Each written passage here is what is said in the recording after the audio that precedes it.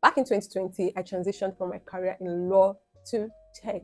It took me about 6 months after I got serious about my journey and I joined a mentorship program to the time I landed a fully remote paid job as a software engineer. So if you're currently self-teaching yourself and you're looking for a way to make real progress and to avoid tutorial hell, this video is for you. I'm going to be sharing tips that will help you move fast, make real progress, and get to your goal of being a paid software engineer or a paid person in tech. Number one is to get clear on what you want. You can get really confused because there's so many options right there. In tech, I like to categorize it into two different buckets: the no code or low code bucket and the code heavy bucket. For the no code or low code bucket, we're talking about the product managers, the QA testers, the product designers, etc. For the code heavy bucket, we're talking about the front end engineer, the back end engineer, the full stack, the DevOps, etc. So your first task is to determine which of these two buckets you're drawn to.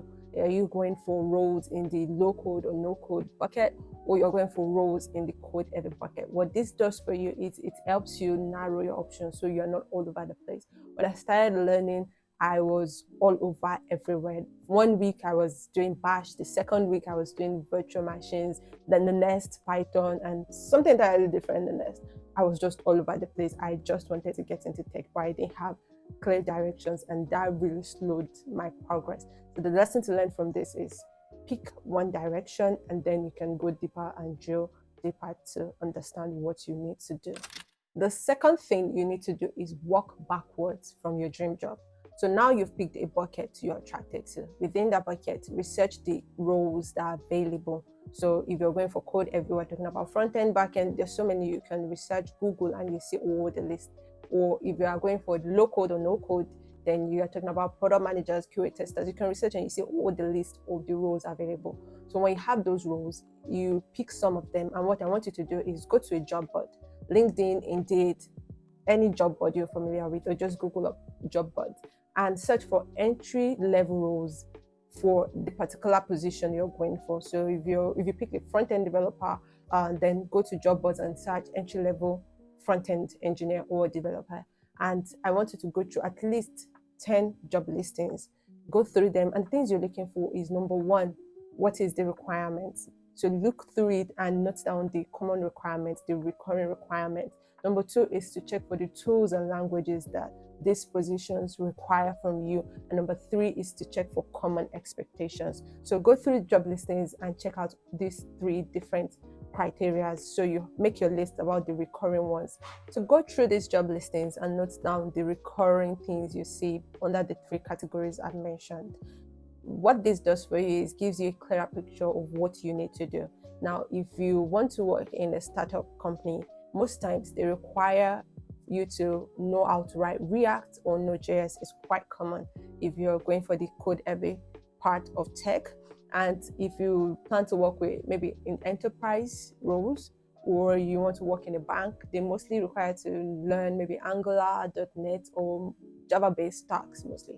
So you narrowing down or working backwards which industry you want to work, what position, it will give you a clearer picture of what you need to learn, and then you have a clearer roadmap that will get you from your point A to your point B. The third thing I'll be talking about is find structure and community. Self-teaching does not mean you have to do it alone. One of the best decisions I made while I was transitioning was joining a community, She Code Africa.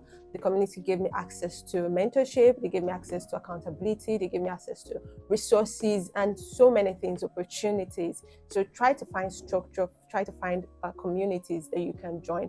If you just Google, there's Tech for Dev. I think there's Product Dive for product managers. You can join tech groups on LinkedIn, on X or Twitter, and whichever social media platform you're on. After I joined She Code Africa, I learned about their mentorship program, which I joined. To graduate from that mentorship program, you had to build a capstone project. My capstone project was my portfolio project that I used in applying for jobs and later landed me interviews, job opportunities, and even 2 job offers. Of course, I had to pick one.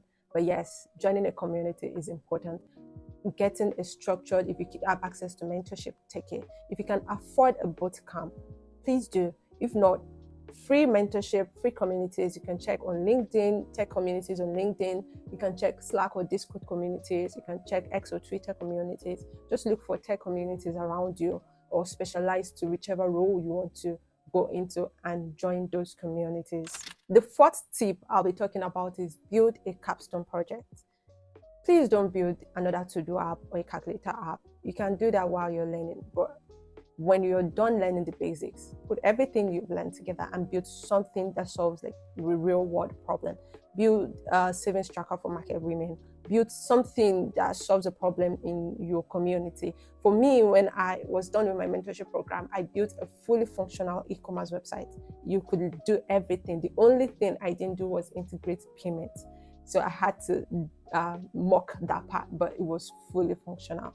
So build something, a capstone project. If you're not in the code heavy bucket and you're in the low code or no code bucket, try and research portfolios or what project for that road you're going for looks like, and use that as your inspiration to build what you want to. Research what does a portfolio for a product manager looks like, what does a portfolio for a quality assurance tester looks like, and then build something like that, and you can now use that to apply for jobs. The fifth thing will be start applying before you feel ready. The truth is, you're never going to be 100% ready. Even experienced devs probably don't eat that. Just start applying. Once you have the basics down, start applying for jobs. Once you have your portfolio set up, your capstone project, you have your basics down, start applying for jobs. And the thing is, you most probably not have all the skill sets required for a particular role, but don't let that stop you. Even experienced dev most times don't fulfill all the requirements 100%. But once you're able to fulfill the basic things that you need, trust that you can learn and adapt on the job and just apply. And also, as a disclaimer, you'll probably get a lot of no's, but don't let that stop you. Just know that you only need one yes, and that one yes can change your life. So keep applying and keep applying, and don't let yourself be held back that you are not ready. Start applying even when you are not ready. So if you're ready to take your journey into tech serious, remember, number one thing is to get a clear direction. What am I going for? Tech heavy roles, or no code or low code roles. The second thing is to research the positions or the roles you want to apply and look at what is expected of you. This helps you plan strategically. The third thing is, when you've learned all the basics, build a capstone project. Don't just build the regular to-do, don't do the basics. Try and build something that would showcase all your skills set, everything you've learned. And the fourth thing is to join a community. Join a community. It will give you access to resources, access to opportunities, internships, access to structured learning. To join a community. And the fifth thing is to apply with courage. Don't wait until you are ready. Keep applying, and know that you just need one yes, and it will change everything. If you have any questions or any topic you'd like me to cover, do comment in the comment section. I reply to every single one of them. If this has helped you in any way, do me a favor, like, please subscribe, share to anybody you think this will be helpful to. And thank you so much for watching. See you in my next video. Bye.